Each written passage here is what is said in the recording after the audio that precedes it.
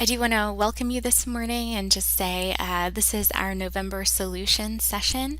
My name is Heather Kutzman. I am the Gemvision training tech support and training director, and I'm so glad that you've made the decision to join me this morning to learn a little bit more about CounterSketch and how you can apply it when you're working with your customers. So without further ado, we'll go ahead and kick things off.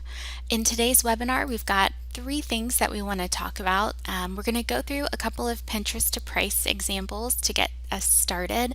So we're just going to take a look at some pictures in our that I've pulled from Pinterest that show examples of maybe trending styles. Two of them this morning are going to be bridal, and one of them is more of, I think, a fashion pendant. So we've got kind of a little bit of variety. After that, we're going to talk a little bit about portfolios. So if you're familiar with CounterSketch, you know that within the CounterSketch software, you have the ability to save your work, and those are called portfolios. And there's some interesting options that we have within portfolios as far as selecting favorites and renaming pieces. And so I do want to spend just a couple of minutes talking about those portfolios. I know that with the holiday season fast approaching or maybe already upon us, we may have some customers who are coming in and can't quite make a decision to commit yet. And so having the ability to save that work that you've done with that customer and then come back to it at a later time is going to be really important. So we're going to dig a little deeper into those portfolios and how we can use them to help us as we're working in CounterSketch. We will finish things off with some new library designs. So we recently added some new designs to the CounterSketch library. I want to just spend a couple of minutes reviewing those designs and making sure that you're aware of them, because I think they add some more variety, and oftentimes it's easy to kind of work with the old favorites, but it's always nice to also see some new designs come out that might offer some other possibilities and options when we're working with customers. So that's where we're headed on today's webinar and what we hope to discuss. Let's go ahead and start things off with our Pinterest to price example. The first one that we're going to look at is and I apologize, I know this image is a little blurry just because I've blown it up quite a bit, but you can see here that we've got this kind of accented bypass style. So we've got a prong set oval in the center, and we've got kind of this woven shank down towards the base, and we've got these accent diamonds that are laid out on at least one, prong or one split of this shank as it starts to come across. We're going to approach this one a little bit differently than we normally would. We're going to kind of see a couple of different ways that we could build this same design. And so let's go ahead and open up CounterSketch and kind of kick things off. So I'm going to hop over into CounterSketch. And I did do a little pre-work on this design, so I'm going to show you kind of what that process was, and then we can go from there as far as building out this design. So if I open up the portfolio that I saved for this piece, you'll notice that I've actually got a couple of different styles that were part of our library. So I just basically went into all ring designs. I limited my search results to only show designs that were either oval, center stones, and prong set. And then I just looked through those designs to find the ones that I felt were most similar to what I was looking at. So this first one here I'm going to open up and show you. Again, this was just looking at the entire library and looking to see what I had available that might accommodate this request. So this first style, again, I went to all ring designs up here in the upper left, and then the only filters that I applied were having a center stone shape of an oval and then a prong set oval as kind of that center setting option. And again, there were quite a few that I found. These two I feel like were the most similar. And this first one is really pretty close to the image itself. It's hard to know exactly because we don't have a side view of the ring, and this one does a little bit of a decorative scroll kind of towards the side of the piece.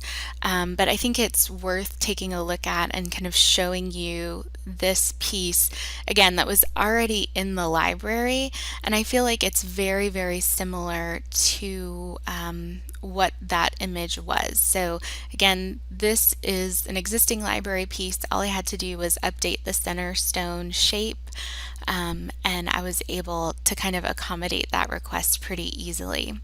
Now, again, there may be like this bar looks a little bit more narrow maybe in the image that we see, and there also seems to be a little bit of a larger split between these two pieces, and I wasn't able to make that modification. So if the customer is very specific on what they're looking for, which traditionally they are, then this may not be an acceptable alternative. But I did want to present it as an option just because I think that it does have some similarity.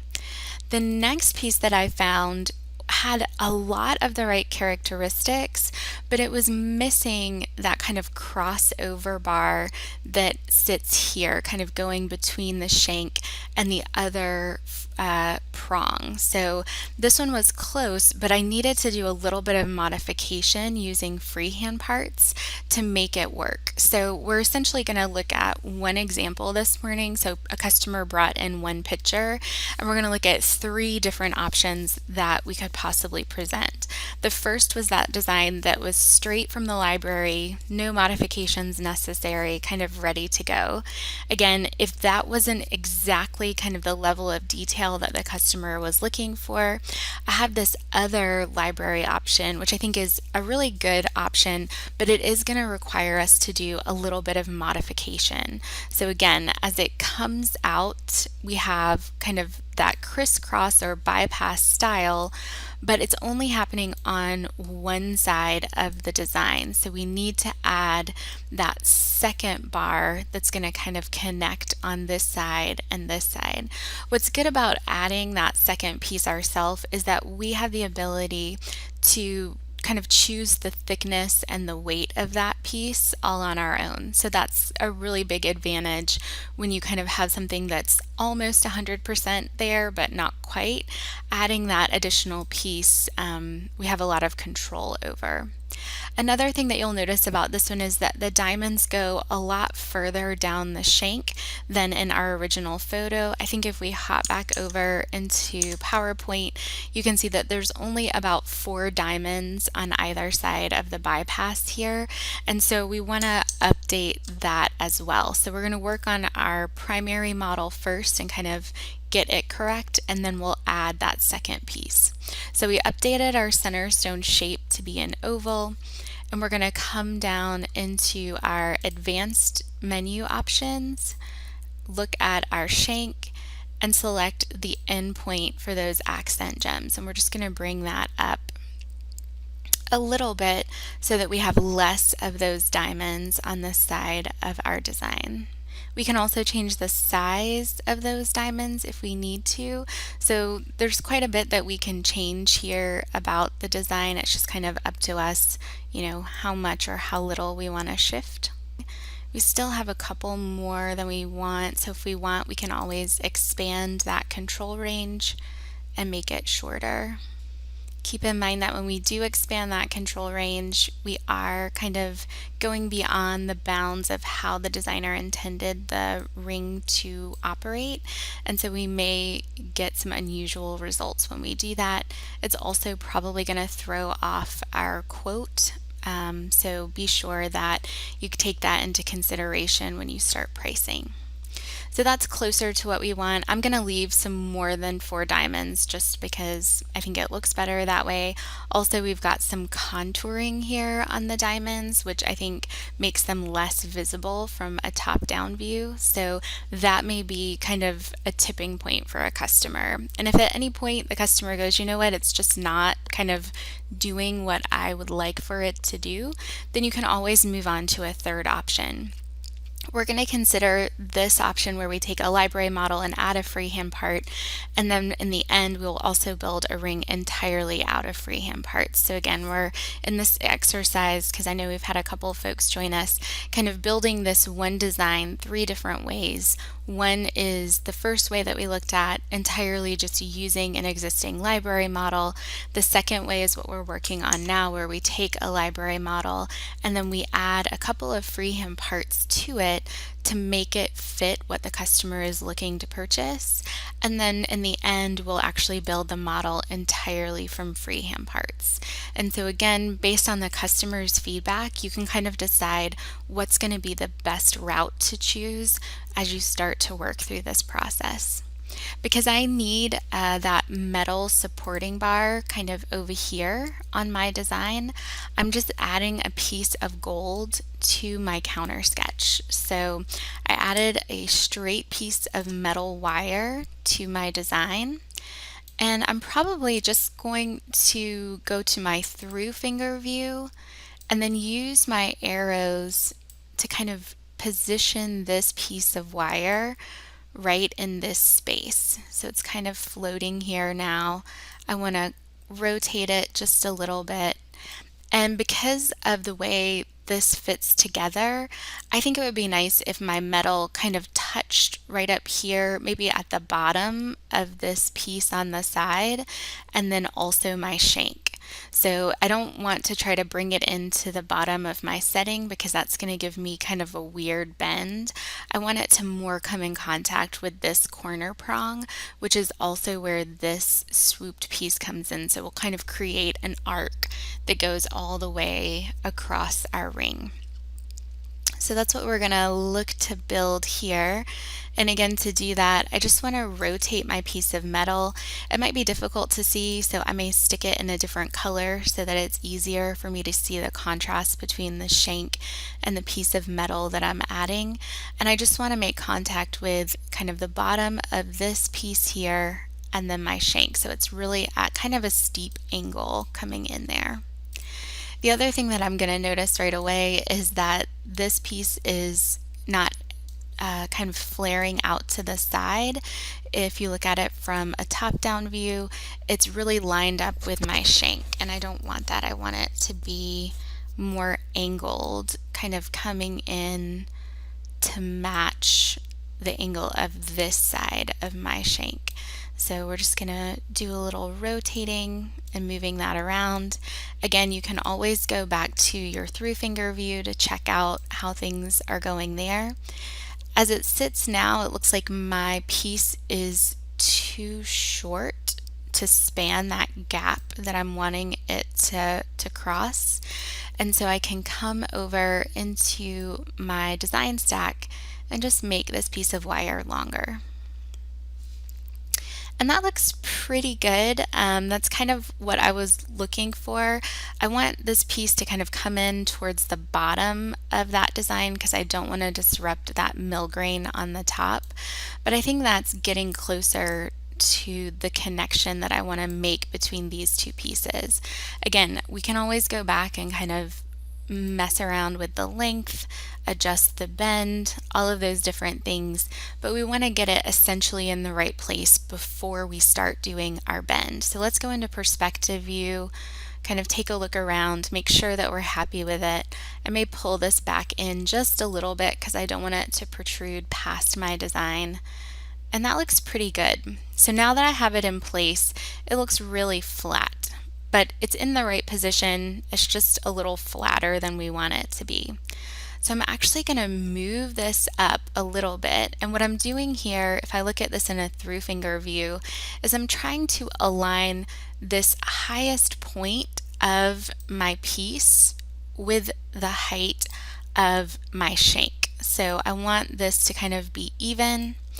And now when I left click on bend, I'm going to use my bend tool to bring the ends of this piece so that they're contouring with my design. So now you can kind of see how we lined up the top or the highest point of our design, and then we contoured down with this other. So it's nice because it's following the contour of my shank. So we're kind of following along with that same curve. So now that we've got that into position, again, you can kind of play with this. If I want this to go lower, I can always do that.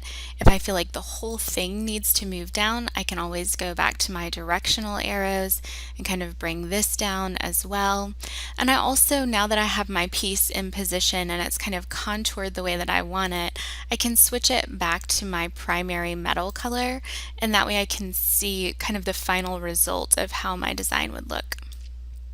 So I'm going to go into perspective view now and take a better look at this. I'm happy with that side. I like that this has kind of a rounded top to it. I can always pick a different profile if I want, or make it narrower to kind of, again, be more cohesive with my finished design. But if I'm happy with that one, I'm going to choose my opposite mirror to lay one out on the other side. And so now we've added that one component that our ring was missing and really integrated it into the overall look of our design. So that's, again, one approach that you can take to this design. We looked at using a pure library model. Now we've taken a library model and added a couple of components to it to make the design look more like what the customer showed us. However, if we take a closer look at this design, there may be some things that the customer doesn't like. For example, these diamonds here are kind of rotated outward. If I go into my design and look to make adjustments to the placement of those stones, I don't have the ability to adjust the location of these so that they're tilted more up rather than out.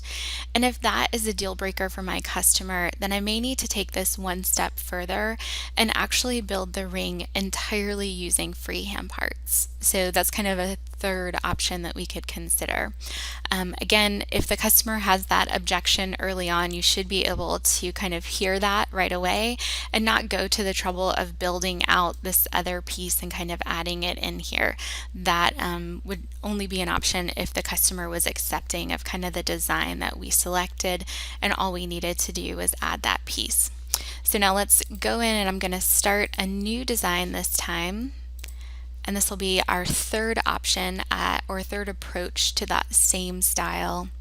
And this time what we're going to do is build entirely using freehand parts. So I'm going to go into my freehand part library.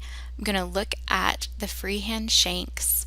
And we actually have a really nice bypass shank that we can use for designs like this. It's the CP SH017, so we're going to add him out onto our screen.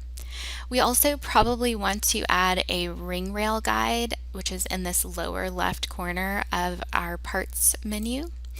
And that'll just give us kind of a place that we can start designing from. So it'll give us an idea of what the size of our ring needs to be. We want to make sure that the size of our ring rail guide and the size of our shank are consistent so that we're getting the same information regardless of how we look at this. And the next thing we want to do is add our center setting. So we're going to get the big pieces of our design out on our screen, and then we'll start making adjustments. So I'm just going to add this really classic 4-prong basket setting.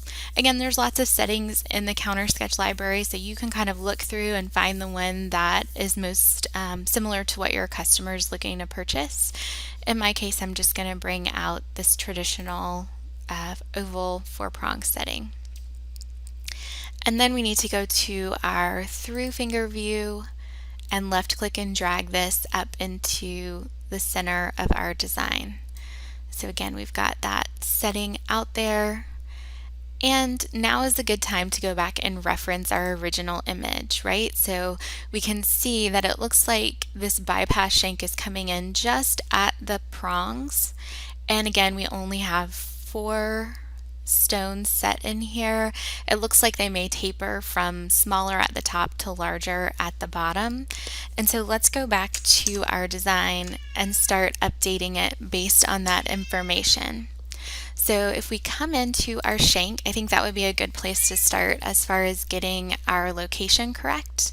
So we want to adjust our shank overlap. And I'm just literally coming in and kind of working with the sliders. So because you may not use these sliders every single day, you may not know how they work and kind of what's helpful and what's not to get the finished look that you want to create. So don't hesitate to come in here and just push these sliders around and start to see what your end result looks like. So I can see that changing my Y overlap is not really getting me what I want. It might help me to line up the location here for the end of my prong. So now I've got it kind of in line with the prong. But again, I want to look at this in a top-down view, because if I'm looking at it in perspective, I might get a little bit of a kind of distorted view of what the finished product is going to look like. I can also come in here and start to play with my X and Y bends. So you can kind of, again, see how this is having an impact on my design. If I go in and now play with my Y bend, I start to see how I can get this ring, as I've selected it, to kind of align with what I want. So we're trying to take those shanks, or the ends of those shanks, and point straight to the corners. So it's not that you need to be able to kind of diagnose or exactly see how all of these pieces work together. You just need to come in and kind of start playing with the different components to get your desired result. And again, if I don't feel like there's enough contour here, I can go back and kind of push these out further so that I get more of a drastic contour towards those corners, which is more in line, I think, with our image. And that looks pretty good. So once I think I've got it nice from a top view, I want to check it out from the side and make sure that that looks nice as well. I'm pretty happy with that. I could go a little bit more into my center setting. But overall, I think that's a nice layout for this piece.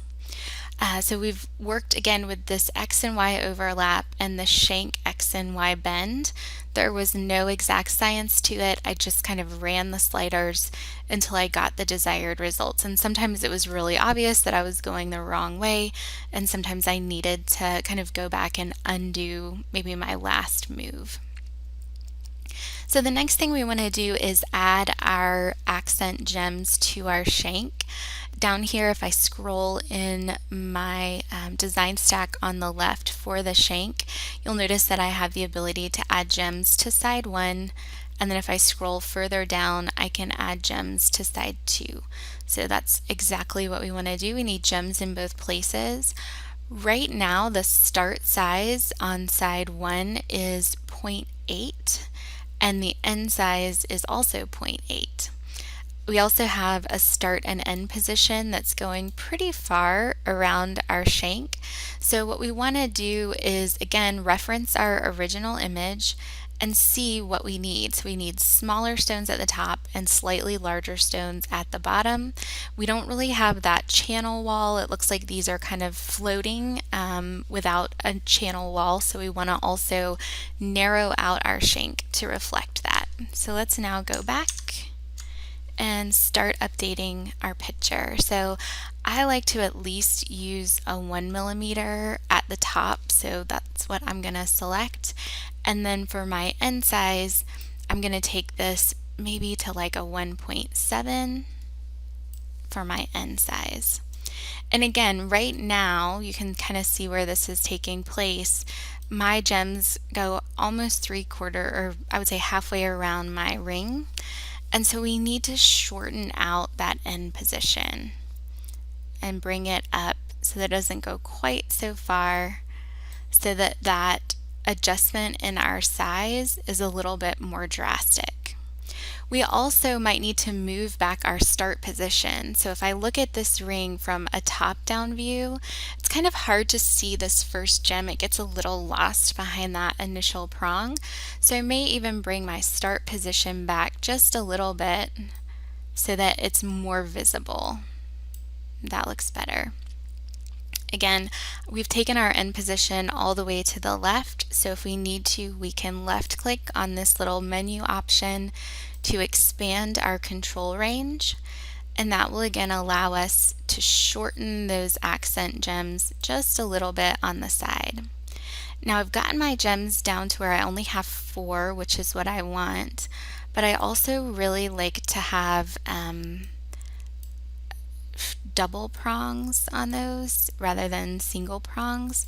So this is where you may have to start kind of clicking left and right just in front or behind that little cursor that you use, and that'll take you in really small increments. So that looks pretty good. I'm happy we're going from a 1.0 to 1.7, so I can see the drastic change in size. Again, if you don't think that it needs to go that large, you can always back this down a little bit. The only thing I don't like about what I'm seeing is that my shank is got this extra metal on the sides, and in my image I don't have that extra metal. So I need to narrow the width of my shank so that it's not encompassing those diamonds quite so much. So let's come up here to the top of our shank, and we're going to do top profile width and just left click and drag this down to make it smaller. And that starts to bring it in so that that metal isn't as noticeable. And I'm pretty happy with that. That's what I want to do. The fun part of this shank is that whatever we do to one side, we also have to do to the other. So you can see here, I've got the right side of my shank pretty much in line with the way I want it to look, but the left side is still completely wrong. So I'm going to need to go in and make some changes. I can start by looking at my top profile width, profile 1 width, and then come down here and adjust my top profile 2 width down to the same width. So we'll just bring this down to the same number. And if you have trouble getting that exact, again, you can left click to one side or the other depending on which direction you want to go, and that will kind of take you at a smaller increment. The next thing we need to do is adjust the size of the gems. So I'm going to reference up here, I've got 1 millimeter and 1.5 millimeters. So when I come down to my gem size 2, I'm going to make the same setting. So we're just going to come in here and make the adjustment. Now again, because we're building this with freehand parts, we're giving ourselves a little bit more work, and it's going to take us a little bit more time to get everything correct. So just keep that in mind. We saw 2 versions of this ring that were a lot quicker than this, but again, maybe not to the same level of detail that the customer was looking for. So be sure that you kind of look at all your options before you start designing. So my start position and end position, this is going to be a little bit different just because we're starting on one side of our ring, and if you think about your ring being 100 points or 360 degrees, then the numbers are not going to match. So for example, if my start position says 0.021 and I come down to these here and I take my start position to 0.021 on this side, it's not going to give me that same spacing. It actually runs my spacing. I'm going to go to all the way over here, right? So that's not what we wanted at all. So don't necessarily match those numbers. You're not going to get the result that you want. It's actually, if you can kind of think about it this way, 100 minus 0.21 or would give you what you want as far as the start position. I'm not going to get out my calculator and figure that out, but if you wanted to, you definitely could. I'm just going to kind of look at the design and see what looks right. There's just a slight bit of overlap on this first prong, and so that is what I'm going to work towards. Did anybody do the math?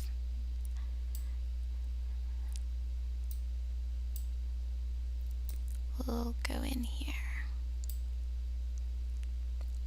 And that looks pretty close. And then we'll do the same thing to our end position.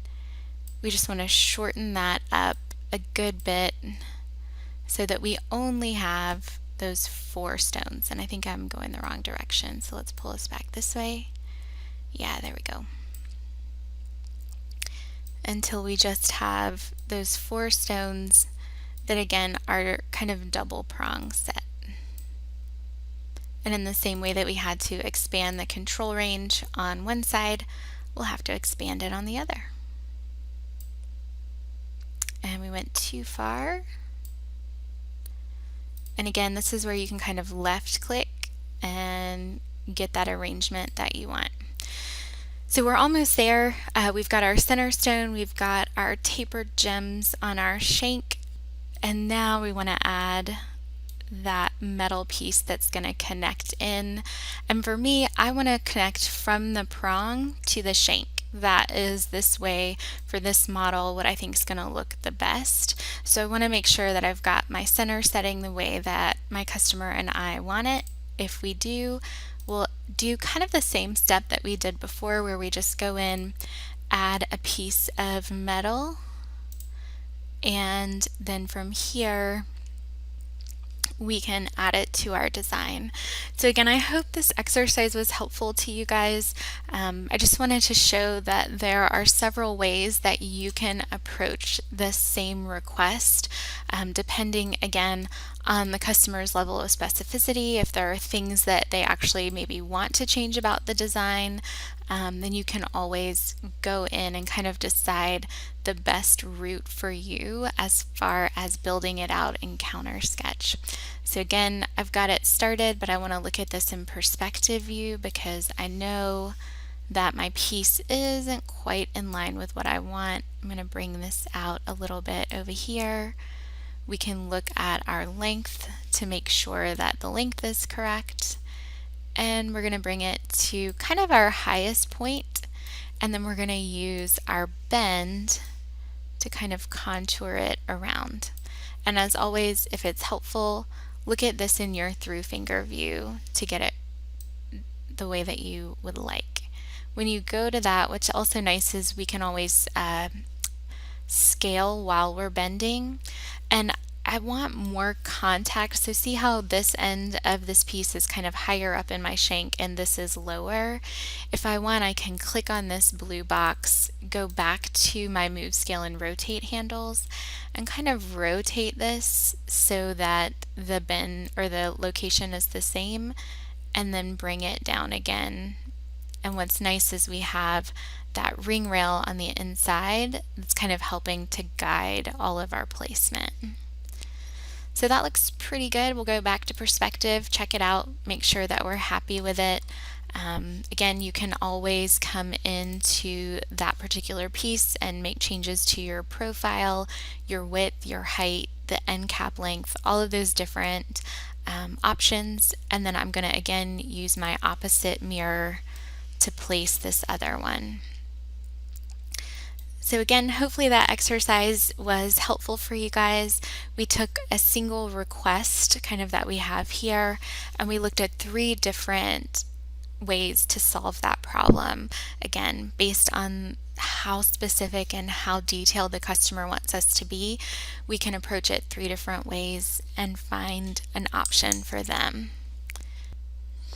So our next piece is going to be this 3 stone. So believe it or not, I was able to find on Pinterest within really a very short period of time 3 of essentially the same ring trending pretty highly. So I was kind of surprised by this. I look at this and see a very traditional 3 stone ring with a round center and a pear shape on either side. But again, this one was kind of a top trending style. So I wanted to do the same thing with this design, kind of look at library models that we might have that satisfy this design right away. Actually look at some freehand findings that we can design to get a very similar look. And then finally build it out entirely of freehand parts. So kind of same design, 3 different approaches to the design, and kind of coming up with options for the customer. So again, I would call it a traditional 3 stone. We've got a round 4 prong set center, and then we've got pear-shaped sides with kind of a plain polished shank. I would almost even say maybe a knife edge or that kind kind of a more pointed shank on the side. Some of these, like this one down at the bottom, has a V prong at the end of the pear, and some of them, it looks maybe more like a traditional round prong. But again, this seemed to be a more, or the most popular three-stone style that I saw on Pinterest. So we're going to start a new session. And again, I approached this one the same way. I actually went into CounterSketch, I clicked on three-stone styles, and then I selected only styles that would accommodate a round center, and also specified that my center stone had to be prong set. And when I do that, you'll notice that I get down to about 121 styles. So it does actually, when we do the prong, it gets down to 72 styles. So there's only about 72 styles in the library that could accommodate this option. I looked through them. Some of them did not give me the ability to change the side stone shape to a pear. And so not all 72 of these models were good options, but I did pull together a decent group of them that would work. So I'm going to show you guys those. It was this in here. So these three options all will accommodate a round center and pear-shaped side stones. I will just briefly open up the ones from the library. I think you guys are pretty familiar with how to make adjustments to library styles, so I won't take you through how I kind of made those adjustments each time, but I felt like this was a pretty good accommodation of that's one of the options. If I go back, again, I had this other option, which I also liked. I thought this one was nice, but it has these woven prongs, and I didn't really see that in our original design. They're also really large, kind of flat round prongs. If we go in here to like our settings for our side, we can adjust the size of the prongs a little bit if we want to.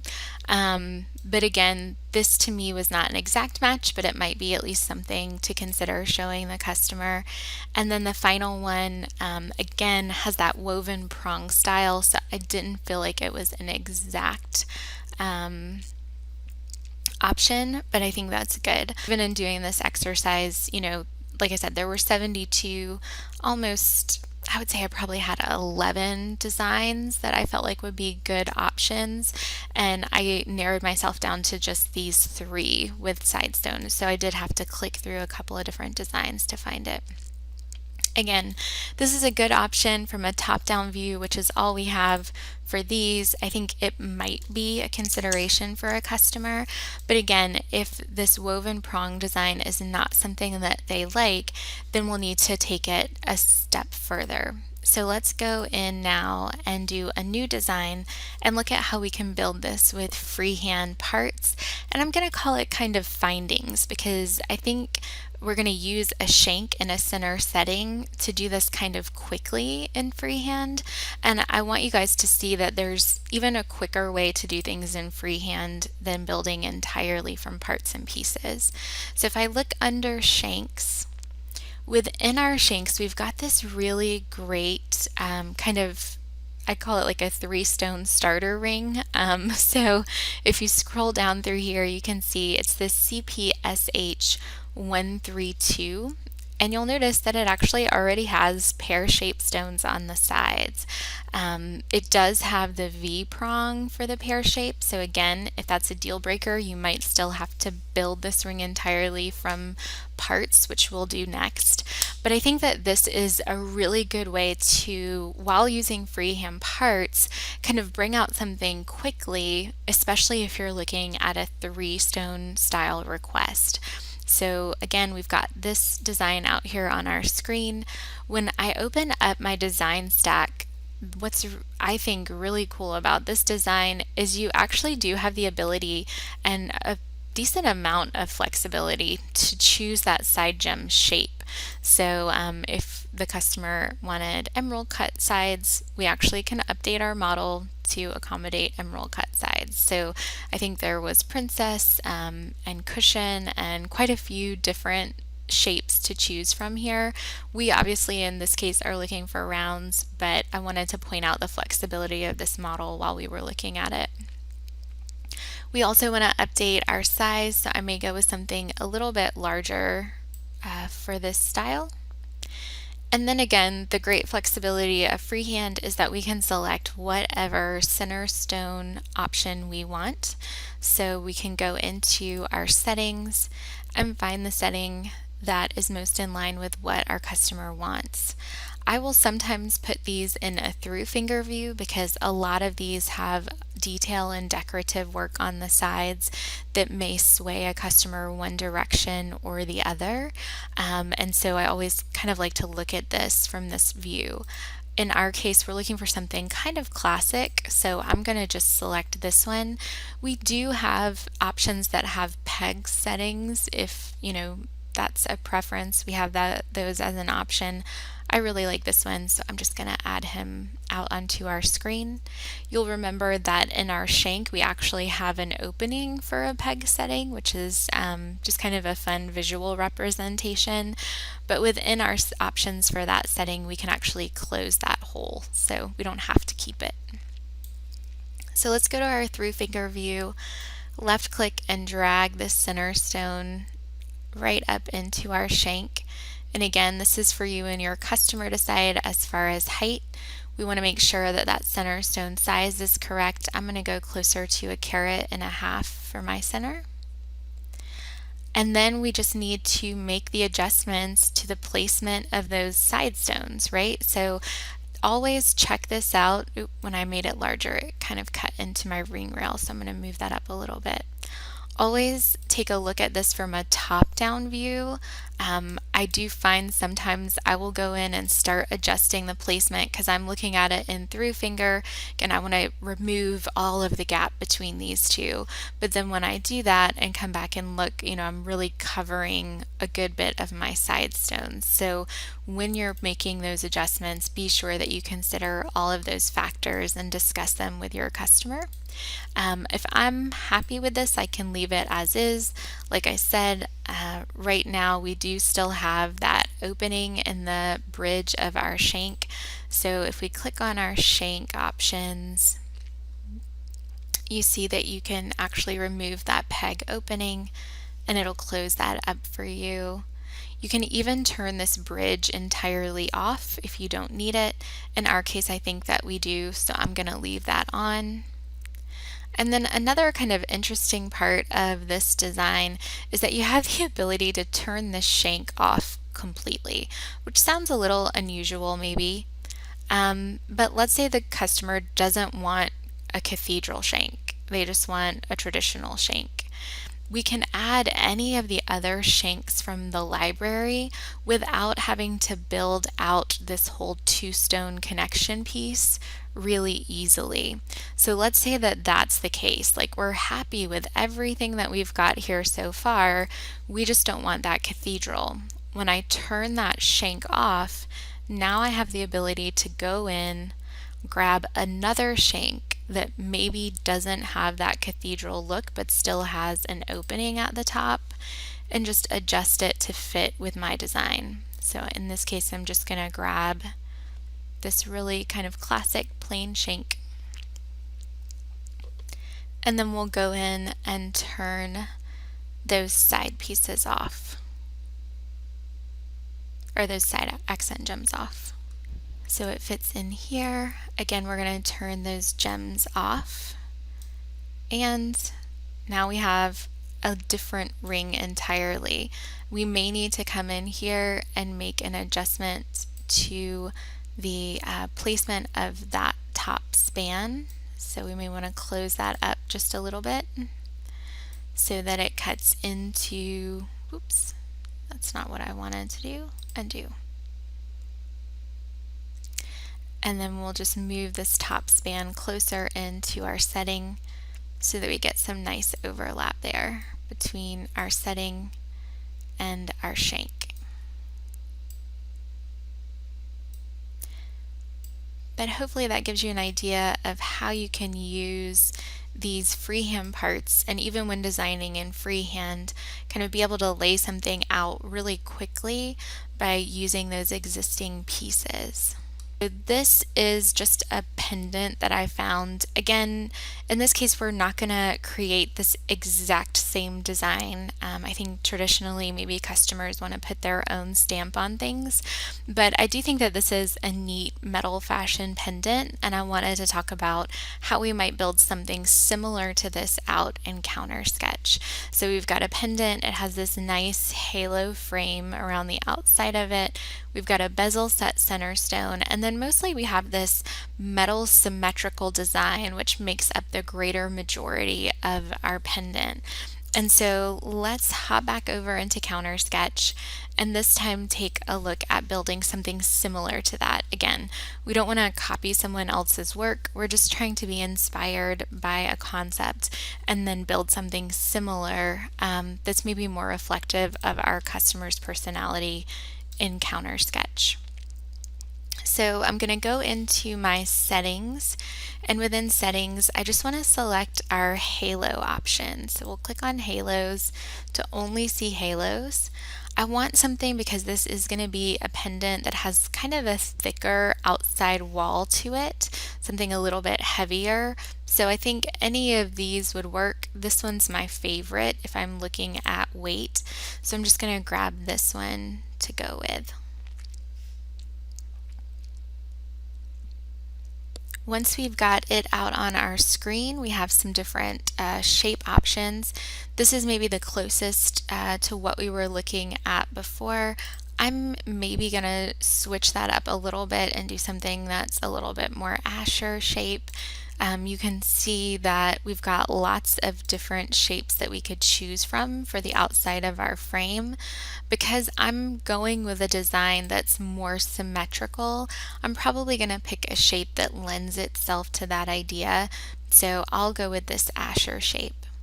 We also can make changes to the outside or inside width. So because we are going to put a good bit of work into the inside of this pendant, I'm just going to make this guy a lot bigger so that it can accommodate that work that I'm going to put on the inside.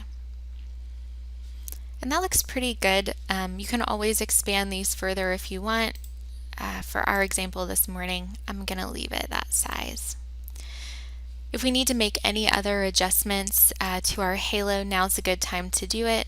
For example, if I want to make this height just a little bit thicker, since it is going to represent kind of the outside wall of my pendant, I can do that now. If we want to make changes to the size of the gems that live in that halo, again, this is a good opportunity to make that change. And even, I thought this was kind of an interesting option, the ability to add some mill grain here to kind of give us another texture to work with, which I thought was kind of nice. So you do have quite a few things that you can play with and work with in this model.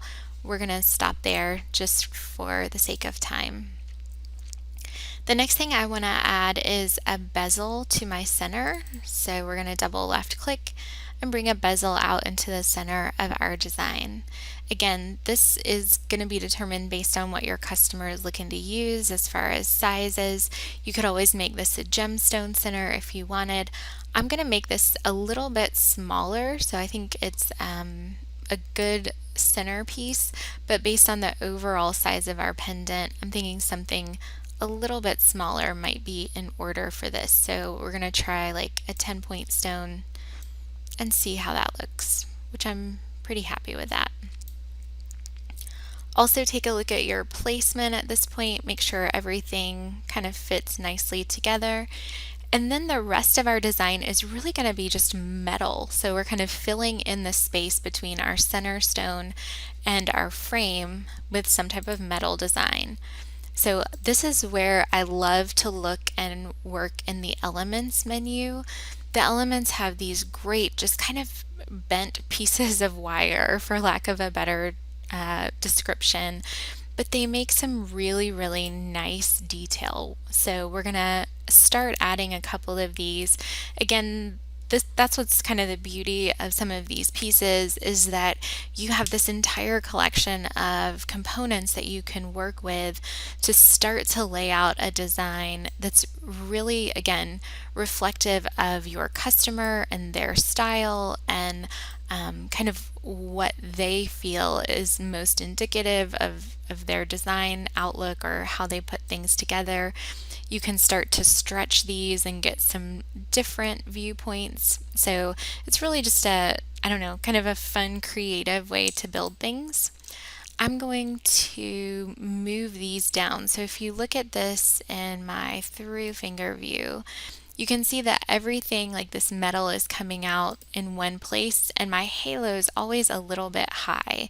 So rather than have to go back and kind of readjust all my metal pieces each time, I'm just going to bring my halo and my center gem down, and that way I don't have to always worry about the placement of my other pieces. So now we've got everything lined up nicely. So I do like this piece. As with any time I need lots of pieces, I'm going to look to Polar Array for help. I don't really need to bend anything because I've got a flat pendant, so that makes my job a lot easier. And I'm just going to bring this Polar Array all the way around to 360 degrees. From there, I'm going to increase the count, so I want a lot more of these. We can decide how many, as we begin to work, but that looks pretty good. I may want them to kind of just touch on the corners. Because I have a round polar array and I have more of this Asher shape, I'm getting some spacing here. So at the corners or at the sides I'm touching, but not the corners. So again, because you and your customer are driving this design, you can decide maybe we want to change the shape of the polar array so that it better fits kind of this outside, so that I've got contact all the way around the outside. And then I'll go back and maybe make some changes to the number of repeats in here to get different design patterns. Or maybe I will just decide to come in and extend the length of these on my center stone so that I've got contact all the way around. So again, it's really up to you and your customer to decide what solution is going to work best for what you're looking to design. I actually kind of like this arrangement here where we've got contact and kind of this neat new shape on the inside, so I may leave that. But again, completely up to you as you're working to design this piece. The next thing we need to do is add some more detail, right? So this is a good start, but we need more. So I'm going to go back into Elements. Again, what's great about these is they don't have a ton of style themselves, but combining and multiplying them creates some really unique looks. So don't be afraid to come in here and kind of grab things, add them to your design, see how they fit in, and if they don't work, you can always hide them or delete them and kind of come back and find something else that you like better. We are getting close on time, and I want to make sure that we have enough time to cover portfolios, so I probably won't spend a lot more time on this design, but I did want to show you kind of how you can use Polar Array, the different shape layouts for Polar Array, and then all of these cool element pieces to start to design some really, really unique pendant shapes. So again, be sure to kind of come in here and check this out.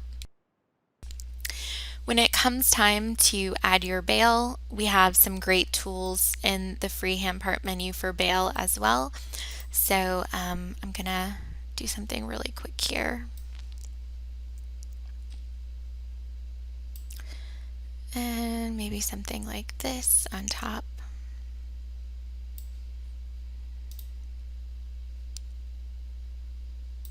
All right.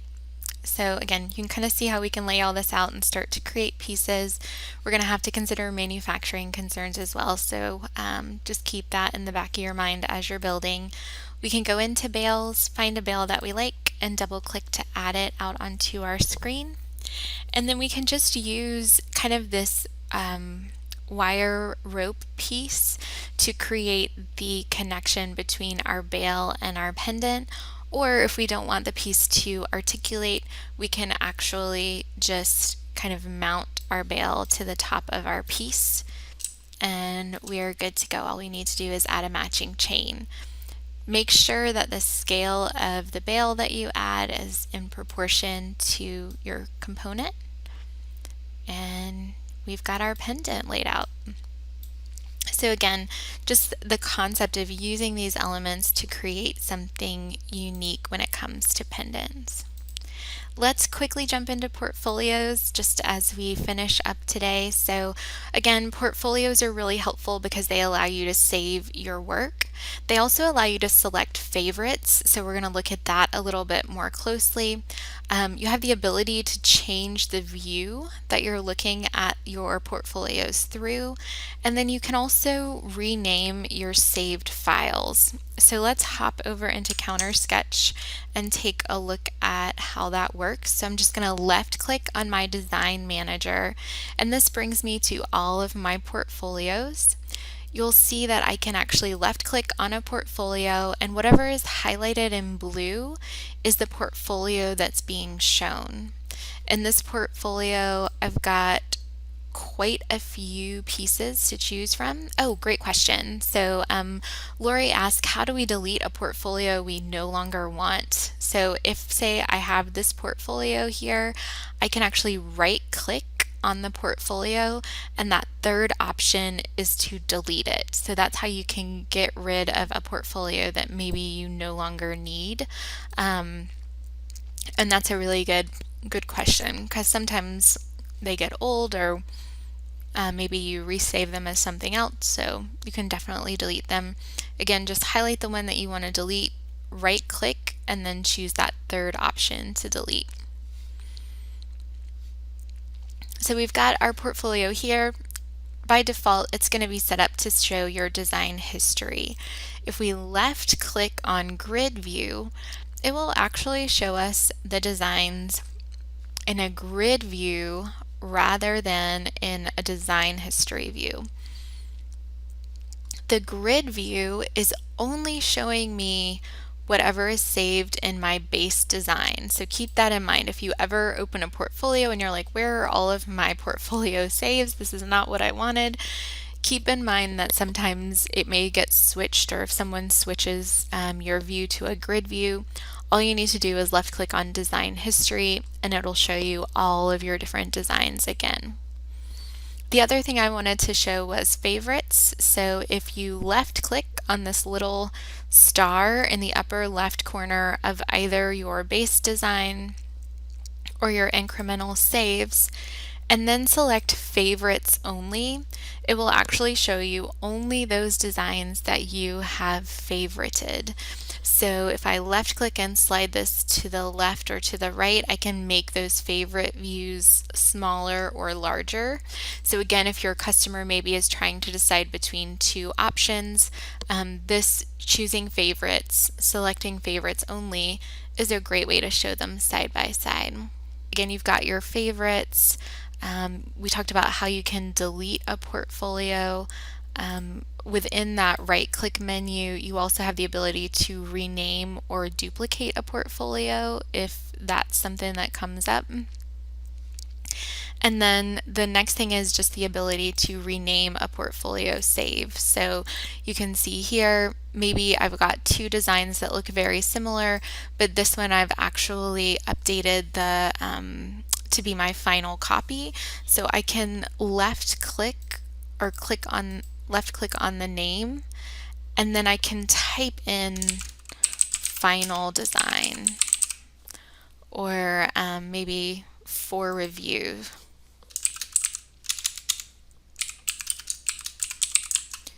So I can rename these if I would like, so that it's easier for me to find what I'm looking for quickly. So those are all, again, just different things that you can do. If I want to delete these individual designs, again, I can just left click here on the upper left corner and click delete.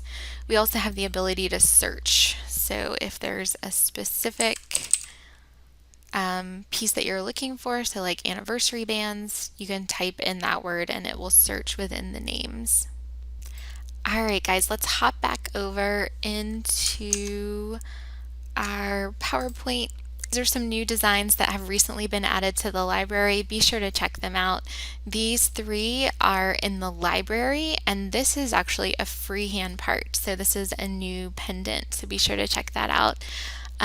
Moving on to the next one, just wanted to make sure you guys have joined us on social media. Anytime we have updates or information that we want to share, we're sharing that on social media, so be sure that you are following us. We love to share your designs as well, so be sure to check that out. You can get inspiration from other users there also.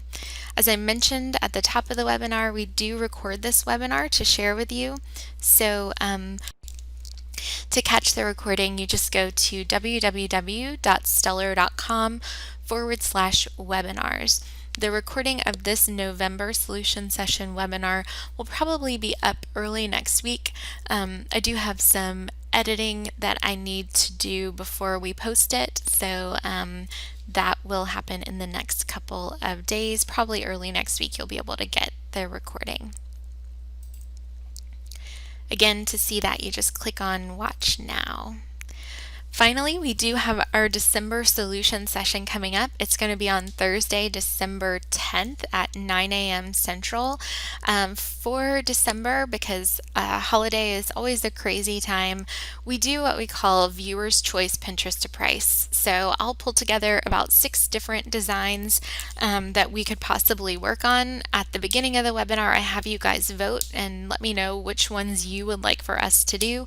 And then we work through the designs kind of based on the most popular one, and then we work our way down through as many as we can get to in our hour together. So it's kind of a fun viewer's choice Pinterest to price. We'll also mention the new library designs, but it will mostly just be a Pinterest to price session. To sign up for that, you go to the same place that you go to watch recordings of the webinars. And that concludes our webinar for today. As always, if you guys have any questions, feel free to email us at countersketch@gemvision.com. Thank you so much for joining me this morning, but we look forward to seeing you guys on a future session.